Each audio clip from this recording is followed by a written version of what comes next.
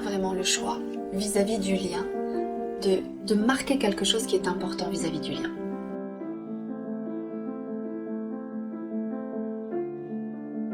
Bonjour à tous.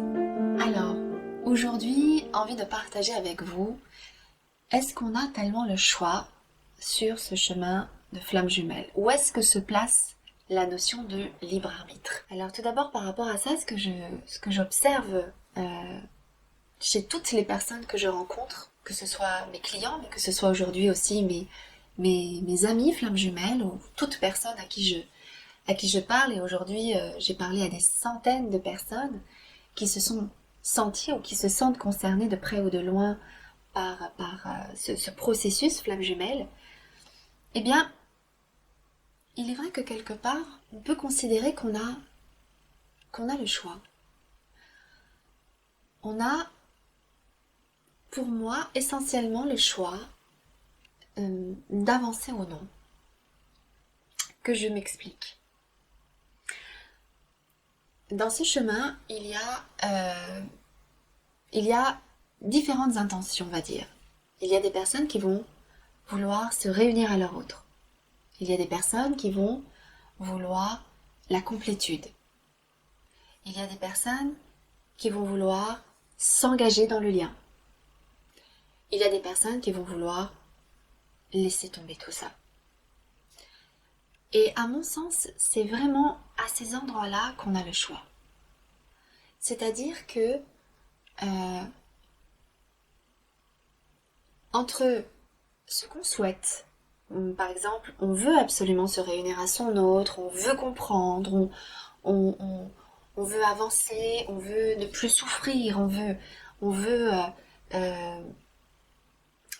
que parfois les manifestations aussi un petit peu extrasensorielles s'arrêtent, les manifestations énergétiques également. Ça c'est son propre désir, ça c'est ce que l'on souhaite. Et ça quelque part c'est plutôt une réaction par rapport à ce qu'on vit. L'endroit où moi je vous parle, c'est vraiment ces moments où il y a une prise de décision à prendre, qu'elle soit consciente ou inconsciente, qu'elle soit volontaire ou involontaire, mais qui a une répercussion sur le lien. Si on n'est pas conscient qu'on est dans ce lien-là et que y a une rencontre entre ce duo de flammes jumelles et qu'il y en a un qui est inconscient, on va dire, eh ben, il fait le choix, par exemple, inconsciemment, de ne pas donner suite, de ne pas vouloir voir l'autre. Et donc là, inconsciemment, il marque quelque chose dans le lien.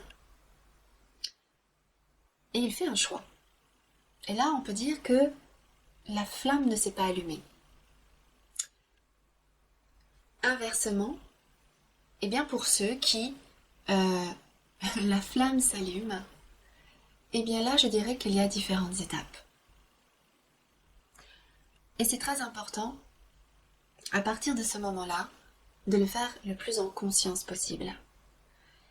Et ces prises de décision ne sont pas jugeables. Il y en a donc par exemple qui vont décider de laisser tomber. Et parfois c'est nécessaire de laisser tomber. Parce que si l'autre, comme je viens de donner l'exemple, est inconscient, et n'est pas une personne avec de belles valeurs ou avec des comportements adéquats, ou qu'il y a même de la méchanceté et même parfois de la perversité, eh bien il est là peut-être important vraiment de marquer le fait de laisser tomber. Ce que j'essaie de vraiment de vous faire comprendre là, c'est que on a vraiment le choix vis-à-vis du lien de marquer quelque chose qui est important vis-à-vis du lien. Et tout comme il y a d'autres choix qui sont très importants, il est aussi parfois important de marquer le fait, eh bien, qu'on veut clairement s'engager dans le lien. Qu'est-ce que ça veut dire s'engager dans le lien? Ça ne veut pas dire forcément de vouloir être avec l'autre, mais c'est simplement, moi, je ressens vraiment profondément que je veux faire avancer cette connexion d'âme qui m'amène moi du coup à sentir qu'il y a quelque chose en moi et avec plus grand que moi et, et je veux vraiment évoluer en ce sens. Ça c'est ce que j'appelle s'engager dans le lien.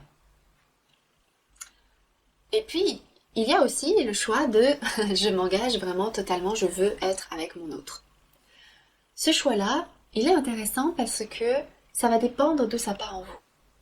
Si vous voulez absolument être avec votre autre, parce que votre autre va peut-être combler des manques, va combler des, des, des incertitudes, va combler des parts en vous en tout cas qui ne sont peut-être pas encore suffisamment euh, euh, éclairées déjà en vous et en conscience déjà en vous, alors on est vraiment dans le cas de j'agis avec envie, avec contrôle et avec la volonté qu'il va y avoir un résultat derrière. Tout du moins, tout un tas de fonctionnements, de comportements, de stratégies qui démontrent là qu'il y a une nécessité véritablement de regarder ce qui se joue et ce que ça vient dire de vous particulièrement et personnellement.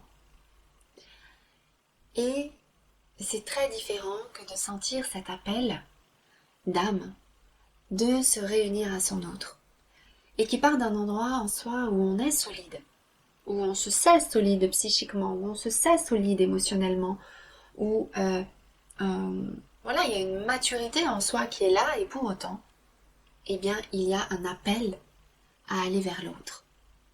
Et là, oui, il y a le choix. Il y a le choix de répondre à cet appel ou pas.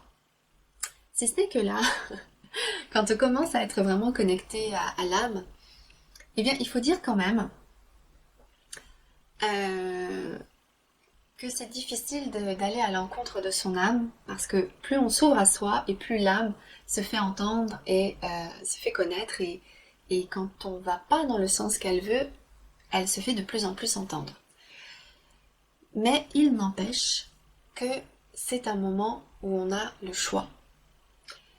Et c'est d'ailleurs un moment que j'observe. Cette situation particulièrement, c'est toujours un moment où on est en perte d'énergie, où en fait ça nous bouffe intérieurement tant qu'on n'a pas pris ce choix. Tant qu'on n'a pas fait ce choix, intérieurement, c'est pas très agréable à vivre. Donc il y a là aussi nécessité, eh bien, en effet, de prendre une décision. C'est-à-dire que quand on est dans cette incarnation, quand on est dans cette vie, où il y a clairement dans sa mission d'âme à faire évoluer ce lien de flamme jumelle et cette dimension spirituelle qui va avec, quelle que soit la finalité, qu'on soit en réunion ou pas, qu'on fusionne ou pas, quelle que soit la finalité, ce lien-là est de toute façon pour nous amener à évoluer vers une reconnaissance de nous-mêmes dans un état d'être beaucoup plus rayonnant, beaucoup plus lumineux, beaucoup plus concret vis-à-vis de l'être réel qu'on est véritablement. Alors, avant d'aller plus en avant et de partager avec vous ce que je perçois aujourd'hui de ça, je voulais juste rappeler que donc le stage du 9 au 11 juillet, il reste encore des places pour ce stage. Donc je vous invite à vous inscrire. C'est un stage qui est donc dédié aux flammes jumelles. C'est un stage où il va y avoir beaucoup de choses qui vont vous être proposées. Un véritable grand temps de guérison de vous-même, mais aussi à travers ce qu'il y a vis-à-vis du lien. Parce qu'il y a des choses aussi qui se passent entre les deux personnes, et il est aussi important de regarder ce qui se passe dans le lien et de réparer, de restaurer, de débloquer ce qui est nécessaire par rapport à ce lien. Donc, le stage présente un grand temps de guérison, Mais déjà, pour vous-même individuellement, ça va vraiment vous permettre d'y voir beaucoup plus clair, de beaucoup mieux comprendre ce qu'il vous arrive à vous dans votre duo particulier, et puis aussi dans votre cheminement spirituel particulier. Et aussi, eh bien, de vous apaiser, de vous clarifier les choses, de vous permettre aussi de gagner en confiance vis-à-vis de vous.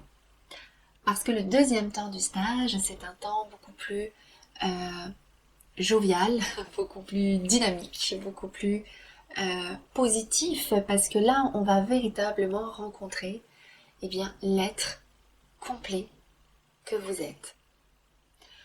Donc le stage est vraiment destiné aux personnes qui ont cette intention d'avancer dans leur lien, qui ont besoin de comprendre, qui vivent peut-être aussi des moments difficiles, et dans le lien, et dans leur vie, et dans leur cheminement personnel. Et c'est vraiment l'espace pour vous permettre de traverser ça en sécurité, et vous permettre en tout cas de le dépasser. Alors, si on rencontre sa flamme jumelle, et qu'on le rencontre consciemment et que ça chamboule sa vie, ça veut clairement dire que ça faisait partie de sa mission d'âme, là, que de faire évoluer cette dimension particulière de flamme jumelle. Et donc, clairement, eh bien, il y a un moment où il y a un choix à faire. Et plus on est conscient, et plus ce choix se fait sentir. Et c'est un vrai choix d'âme. Vraiment, que de marquer quelque chose vis-à-vis de son lien et vis-à-vis également de soi-même. C'est parfois important, oui, de dire que tel que le lien est là aujourd'hui et par rapport à là où vous en êtes, eh bien, ça n'est pas possible de continuer plus en avant. Et parfois, c'est pas parce qu'on fait ce choix que c'est un choix définitif. C'est parfois important de le marquer là, présentement. Et puis, il y en a pour qui c'est le contraire. Ils peuvent ressentir des difficultés à s'engager dans le lien, à aller plus en avant dans le lien, même si l'âme pousse, même si l'âme veut aller et diriger vers ça. Et qui peuvent faire le choix d'en rester là. Donc, oui, il y a un libre arbitre. Il y a à un moment donné nécessité de marquer quelque chose vis-à-vis de soi, vis-à-vis du lien. C'est comme si on envoyait un message qu'il est important à un moment donné de poser, parce que ça fait clairement partie eh bien, du chemin d'âme qu'il y avait nécessité et qu'il y a nécessité que vous rencontriez dans cette vie-là particulièrement. Et puis il y a aussi un autre choix qui est très intéressant, c'est déjà aussi de s'engager à découvrir sa dimension spirituelle de flamme jumelle. C'est ce qu'on peut appeler la complétude, c'est ce qu'on peut appeler la plénitude, parce que plus on guérit ce qu'il y a besoin d'être guéri, que ce soit vis-à-vis de nos mémoires, que ce soit vis-à-vis des blessures, que ce soit vis-à-vis des comportements, de la réalité de vie qui n'est pas alignée avec qui vous êtes véritablement, eh bien, il y a ce chemin-là de découvrir pleinement son archétype spirituel, de découvrir vraiment eh bien, toute cette dimension spirituelle particulière que ouvre ce processus de flamme jumelle. Et ça, c'est un autre choix aussi, qu'il est possible de faire à un moment donné, pareil, et qui se présente sur le chemin. Est-ce que pour vous, il y a d'autres choix qui se sont présentés dans votre chemin, qui se présentent à vous, là, particulièrement? Et si oui, eh bien, n'hésitez pas à le dire en commentaire. Et dites-moi également aussi comment ça a résonné pour vous, eh bien, toutes ces petites informations, où se place pour vous le libre arbitre dans ce chemin si particulier qu'est d'être flamme jumelle. Eh bien, je vais vous dire à bientôt.